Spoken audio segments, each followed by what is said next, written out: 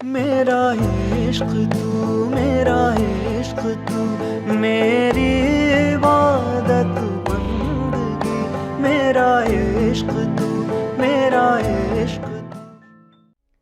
सांस लेते वक्त पेट फूलना चाहिए या छाती?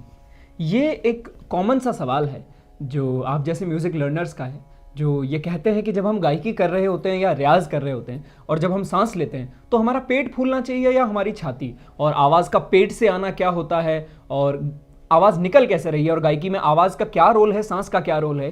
पूरा वीडियो देखिए और जानिए इस टॉपिक पर। मेरे विचार, मेरे पिता गुरु पंडित अवध किशोर पांडे जी के विचार, उनसे ही एक डिस्कशन में ये बात निकली थी, तो मैंने सोचा आप सभी तक पहुंचाऊं। पूरा वीडियो देखिए और जानिए कि सांस लेते वक्त पेट फूलना चाहिए या छाती। घर बैठे निशुल्क संगीत सीखने के लिए इस चैनल को सब्सक्राइब करें। रियाज ऐप एक बेहतरीन मोबाइल एप्लीकेशन जिससे घर बैठे आप हिंदुस्तानी, कर्नाटक और बॉलीवुड संगीत सीख सकते हैं। तो कूपन कोड और लिंक डिस्क्रिप्शन में आपको मिल जाएगा, जिससे कि आपको बेनिफिट ये होगा कि SPW के कूपन कोड से 10% आपको डिस्काउंट मिलता है। तो इसमें हर प्रकार का संगीत आपको देखने को मिलेगा, सीखने को मिलेगा। तो डाउनलोड कीजिए ये एप्लीकेशन और घर बैठे सीखिए संगीत रियाज ऐप से।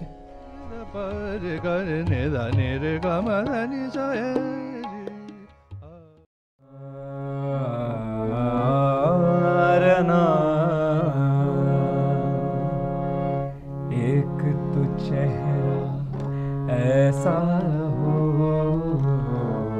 एक तो चेहरा ऐसा हो,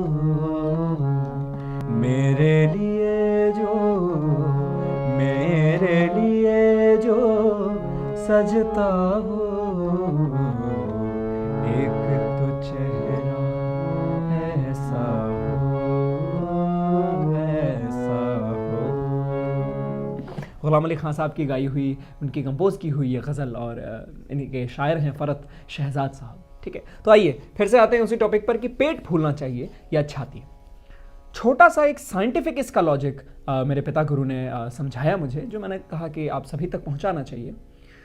सांस लेने का काम आपके लंग्स का है, तो जो फेफड़े जिसको हम कहते हैं। तो अगर आप अपनी बॉडी का स्ट्रक्चर देखें तो पेट के थोड़ा सा ऊपर जो है, जहां आपकी आंतड़ियां हैं, जहां आपका ये रिब केज है, उसके पीछे जो है लंग्स होते हैं आपके।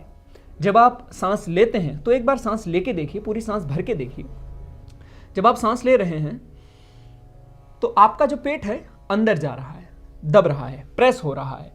क्यों हो रहा है ऐसा? और जैसे ही वो दबता है पेट आपका, ये समझ लीजिए, आप मेरे साथ करेंगे प्रैक्टिकल तो आपको समझ आएगा। जैसे ही आपका पेट अंदर दबा तो सांस जो है ऊपर गई और जो छाती है वो बाहर आई। क्यों? क्योंकि छाती के हल्का सा नीचे है ना, एग्जैक्ट उसके पीछे नहीं, बट हाँ उसके पीछे और हल्का सा नीचे के पोर्शन में आपके जो लंग्स हैं वो फूल जाते हैं, उनमें जो है हवा भर जाती है। फिर जैसे ही आप बोलते हैं तो ऑक्सीजन अंदर गई और कार्बन डाइऑक्साइड बाहर आती है। तो बोलते समय हमारी सांस जो है शब्दों के माध्यम से बाहर आती है ना। जैसा कि हारमोनियम का मैकेनिज्म है, धमन से जब हवा अंदर आती है, स्वर दबता है तो स्वर का जो साउंड है वो बाहर आता है और उसी के साथ जो है हवा बाहर आती है। वो जो हवा है, वो जो सांस है, वही आपके शब्दों में एक ध्वनि जो है जो पैदा कर रही है ना। तो यही मैकेनिज्म हमारी बॉडी का भी है साइंटिफिकली, कि जब हम सांस ले रहे हैं तो पेट जो है अंदर जा रहा है, छाती जो है हल्की सी फूलती है, यानी उन फेफड़ों में जो है हवा भरती है, और फिर साउंड के माध्यम से, है ना, यानी या ये कहूं कि हवा के माध्यम से वो साउंड आ रहा है, या ये कहूं कि साउंड के माध्यम से वो हवा जो है निकल जाती है और मुंह से ही बाहर आ रही है। गाते समय भी यही प्रोसेस हो रहा है। एक छोटी सी और एक एक्सपेरिमेंट उन्होंने मुझे बताया कि आप जब बोल रहे हैं या गा रहे हैं तो अपने मुंह के आगे अपना हाथ रख के देखिए, आपको मालूम चल जाएगा कि हवा जो है कैसे आ रही है।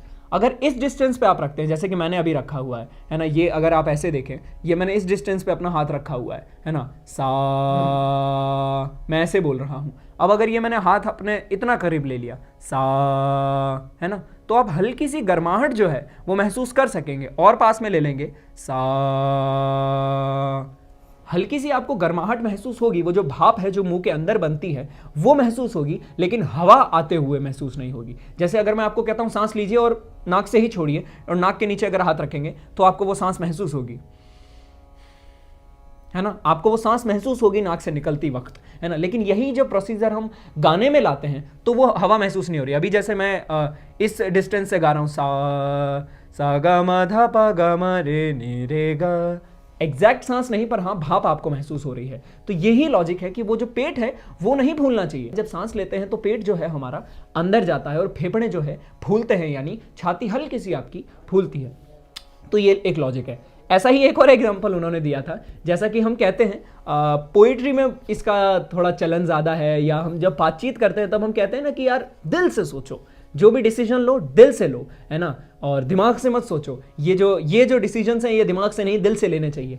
ऐसा कुछ नहीं होता है। अगर हम लॉजिकली सोचें और साइंटिफिकली सोचें तो सोचने का काम, ख्याल का काम, विचार का काम दिमाग का है, दिल का नहीं। दिल का काम सिर्फ धड़कना है और जो ब्लड सर्कुलेशन है उसको फैलाना है ना, एक से दूसरे पार्ट में ब्लड को पहुंचाना है, वो दिल का काम होता है। दिमाग का काम होता है सोचना। कोई भी डिसीजन हो वो सारे दिमाग करता है, भले वो लॉजिकल हो भले वो इमोशनल हो। दिमाग के अंदर ही पार्टीशंस हैं, आपके दिमाग के अंदर हिस्से हैं, और कि भाई ये वाला जो पार्ट होता है वो इमोशनल डिसीजंस लेता है, वो जो लेफ्ट ब्रेन राइट ब्रेन जिसको कहते हैं, वो जो पार्ट है वो लॉजिकल और मैथमेटिकल आपके डिसीजन लेता है लाइफ में, और स्टेटिस्टिकल जो डिसीजंस होते हैं वो लेता है, जिसमें लॉजिक लगाना होता है, जिसमें थोड़ा अलग अलग प्रकार का स्टैटिस्टिक रैशनल जो डिसीजंस होते हैं। लेकिन कुछ होते हैं डिसीजंस जो इमोशनल डिसीजंस होते हैं, वो भी दिमाग का ही काम है, दिल का नहीं। तो दिल का काम सोचना नहीं है, दिल का काम धड़कना है, दिल का काम खून पहुंचाना है। सोचना दिमाग का काम है। उसी तरह से सांस लेना, साउंड निकालना फेफड़ों का काम है, पेट का नहीं है। पेट का काम पाचन का है, डाइजेशन का है, कि जो भी खाना आपका जाएगा वो उधर जाएगा। एक और एग्जाम्पल उन्होंने मुझे दिया था पिताजी ने, कि खाना खाते समय अगर आप ज़्यादा बातचीत करते हैं तो क्या होता है, कई बार वो जो खाना है वो हमारी नली में फंस जाता है और ठसा आ जाता है, खांसी आ जाती है हमें। तो वो क्यों होता है? क्योंकि खाने का जो काम है वो चुप रह के करना चाहिए, क्योंकि सांस का काम उसी तरह से आप ले रहे हैं, सांस भी ले रहे हैं उसी जगह से और खाना भी आप मुंह से ही ले रहे हैं, नाक से सांस ले रहे हैं। तो वो जब फंस जाता है नली में तब हमें ठसा लगता है, तो यानी वो खांसी आती है और अचानक से एक कफ सा पैदा हो जाता है। तो यही चीज़ है, पेट का काम जो है डाइजेशन का है, खाने का है, और फेफड़ों का काम जो है सांस लेने का है, और उसी से आपका साउंड प्रोड्यूस हो रहा है। तो साउंड जो है वो टोटली आपका सांस से रिलेटेड है। तो सांस को साधिए, अपने आप आपका सुर सध जाएगा। वो जो वेव्स आपके स्वर में आते हैं जब आप सा लगा रहे हैं, जैसे मैंने सा लगाया, सा, अब यही सा,